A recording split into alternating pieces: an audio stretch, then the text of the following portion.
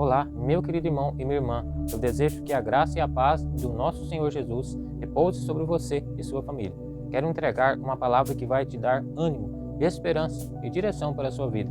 Por isso, fique comigo até o final deste vídeo. Se você ainda não me conhece, eu sou o Samuel Cardoso e todas as manhãs eu trago o ensino da palavra de Deus e logo em seguida eu faço uma oração por sua vida. Se você ainda não é inscrito no canal, já aproveite e faça a sua inscrição e ative o sininho das notificações.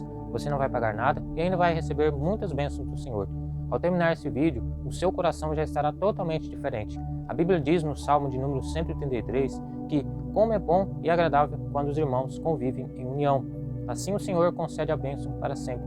Por isso, sempre quando você está aqui comigo, unindo a sua fé junto com as demais pessoas, o Senhor ordena a bênção, Ele derrama da unção, Ele quebra todo o plano de Satanás e com certeza Ele faz milagres também. Aproveite e vai aqui embaixo e marque um gostei, assim o YouTube irá mandar esse vídeo para mais pessoas. Então, irmãos, para começarmos o nosso momento de oração de hoje, eu quero ler com você em Romanos, capítulo de número 8, versículo de número 1 ao versículo de número 4.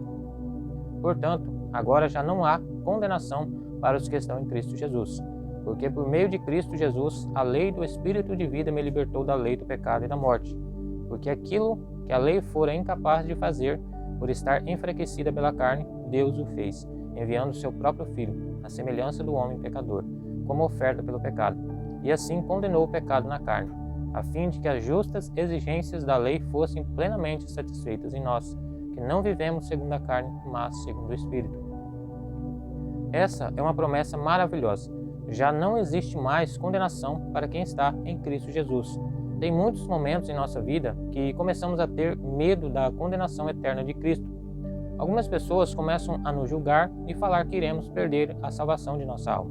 Isso pode ser uma cilada do diabo para fazer com que você venha desistir da caminhada com Cristo. Alguns chegam a pensar que não vale a pena continuar caminhando no caminho com Cristo. Afinal, já estará perdido mesmo. Mas deixa eu dizer uma coisa a você. Se Deus não te condena, ninguém mais pode te condenar. A Bíblia diz, nesse mesmo capítulo 8 de Romanos, que quem intentará acusação contra os eleitos de Deus? É Deus quem o justifica. Se você está firme com Deus, se você está nos caminhos dele, nem o diabo e nem as pessoas podem te acusar. Mas infelizmente, o que eu mais tenho percebido é que as pessoas estão aprisionadas pelo sentimento de culpa e de vergonha. São pessoas que já estiveram na presença de Deus, que já fizeram parte de uma igreja, mas por algum dia elas tropeçaram e caíram. Agora elas não conseguem mais voltar para os caminhos do Senhor. E por causa disso elas vão se afastando cada vez mais. E com isso vão tendo uma vida derrotada, uma vida de fracasso, de tristeza. Tudo porque elas não conseguem mais acreditar que o Senhor as ama, que Jesus ainda tem um plano na vida dela. Irmãos, tem muitos momentos em que fazemos as coisas erradas e sabemos que são erradas, mas mesmo assim continuamos fazendo o próprio. O próprio apóstolo Paulo disse: miserável homem que sou, o bem que eu quero não fazer eu não faço, mas o mal que eu não quero eu estou sempre praticando.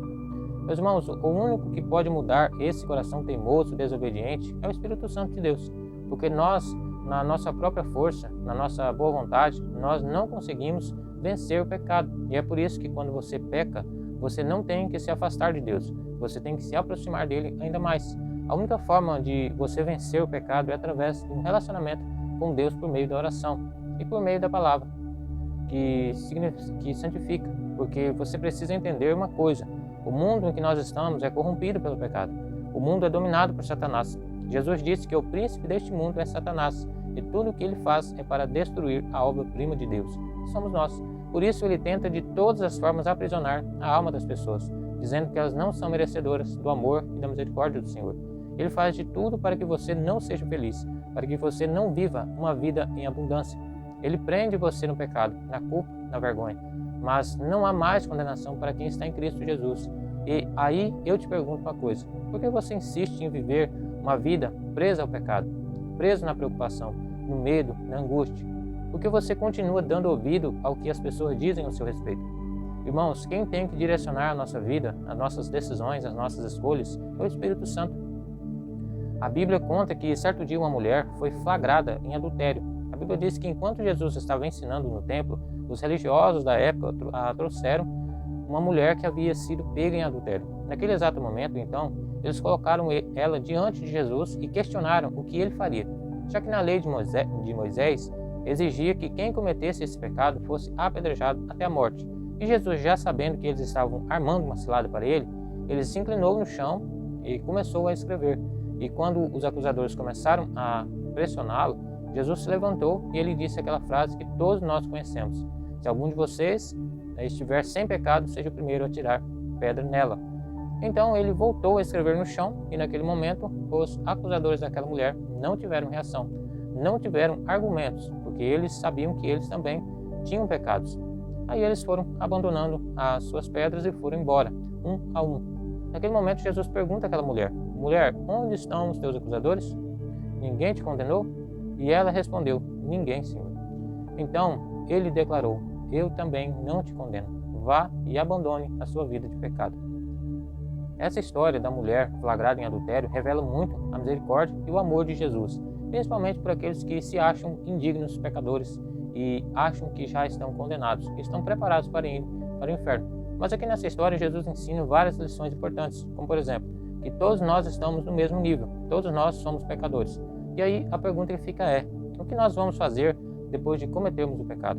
A Bíblia fala sobre Pedro e Judas. Os dois eram discípulos de Jesus. Os dois conviveram com Jesus por 3 anos. E da mesma forma, os dois negaram a Jesus.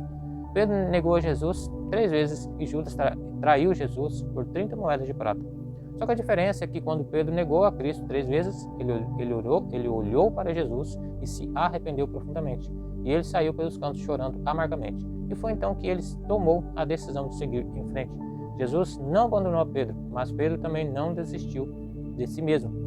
E eu sei que muitas pessoas têm desistido de si mesmo. Devemos tomar cuidado com isso, porque quando nós não acreditamos mais, quando nós desistimos, aí Deus não pode fazer nada por nós. Nós vemos que foi isso que aconteceu com Judas. Quando ele traiu Jesus com um beijo no rosto, Jesus chegou ao ponto de chamá-lo de amigo.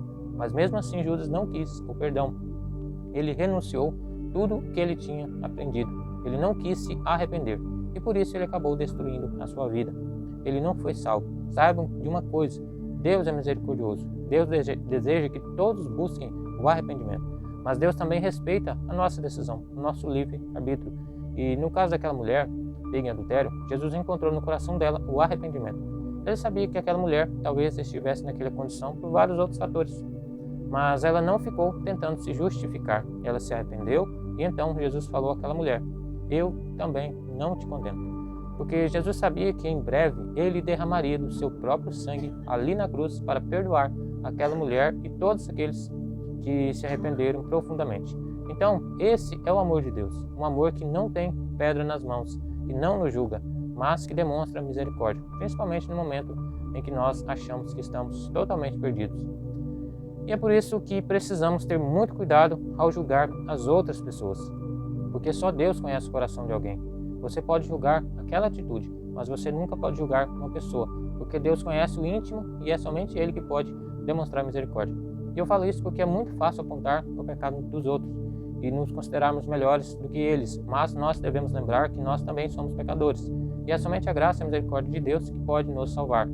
Então, se você tem pecado, se você tem se afastado do Senhor, deixe para trás a sua vida de pecado e siga em frente. E assim como Jesus encorajou aquela mulher a abandonar sua vida de pecado, Ele também está te dizendo isso hoje. Não dê ouvidos ao que Satanás está dizendo. Jesus é aquele que te perdoa, mas você precisa caminhar com Ele. Agora eu quero fazer uma oração por você. Eu quero interceder pela sua vida. E eu tenho certeza que se você tomar essa decisão de fé, não busque saber como tudo vai se resolver. Pense somente no agora e o Senhor promete te abençoar e te fortalecer. Mas para isso você tem que fazer essa entrega, tomar essa decisão de fé e renunciar ao seu pecado. Então, se você puder, feche os seus olhos e vamos falar com Deus. Senhor, meu Deus e meu Pai, nós nos colocamos na Tua presença neste momento, neste dia, e te agradecemos por mais um momento de oração.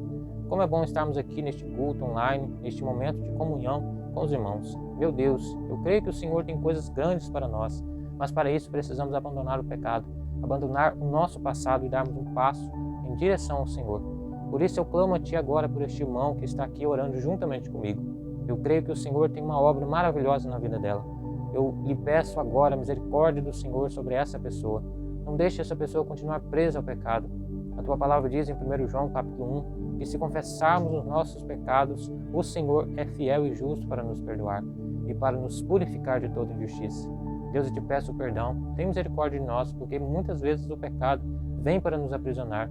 O diabo vem soprando mentiras na nossa mente, dizendo que não somos dignos, que não podemos ser felizes, abençoados. Tire de nós esse sentimento de culpa, esse sentimento de vergonha, de fracasso. Queremos viver uma vida em abundância, uma vida que o Senhor Jesus planejou para nós. E assim como aquela mulher pega em adultério, nós temos pecados, talvez diferentes do dela, mas todos nós merecíamos condenação. E a tua palavra diz que se quebrarmos apenas um mandamento, já somos culpados por isso. Cremos que é somente o sangue de Jesus que pode nos perdoar e nos salvar. Nós sabemos que não há nada de bom que possamos fazer que venha pagar os nossos pecados, mas somente o sangue do Cordeiro, do Filho de Deus, que morreu para nos salvar. Ele se fez maldição.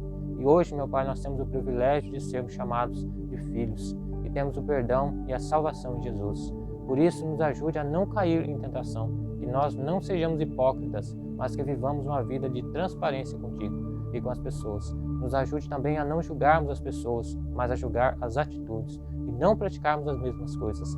Eu peço a tua graça e misericórdia por este homem, por essa mulher que está sentindo um peso no coração, uma angústia tremenda, uma tristeza na alma. Coloca a tua mão de poder sobre esta pessoa, que ela sinta agora o teu renovo, que vá embora todo o mal que tenha assolado esta casa, este trabalho, esta pessoa, em nome de Jesus. Repreenda toda obra maligna. Eu te peço, Senhor, acampa os teus anjos ao redor dos teus filhos e nos ajude a viver em santidade, para que tenhamos paz, harmonia e principalmente a luz do Espírito Santo, iluminando os nossos caminhos. Em nome de Jesus que pedimos e já te agradecemos por tudo que o Senhor fez hoje e ainda irá fazer em nossas vidas. Amém. Como é bom sentir a presença de Deus, não é verdade? Irmãos, eu creio que a palavra tocou em seu coração. Por isso eu quero pedir a você que compartilhe essa oração com pelo menos 5 amigos seus. Se você ainda não é inscrito no canal, já aproveite e se inscreva e ative o sininho das notificações. Muito obrigado por estar aqui até agora. Um forte abraço e até o próximo vídeo.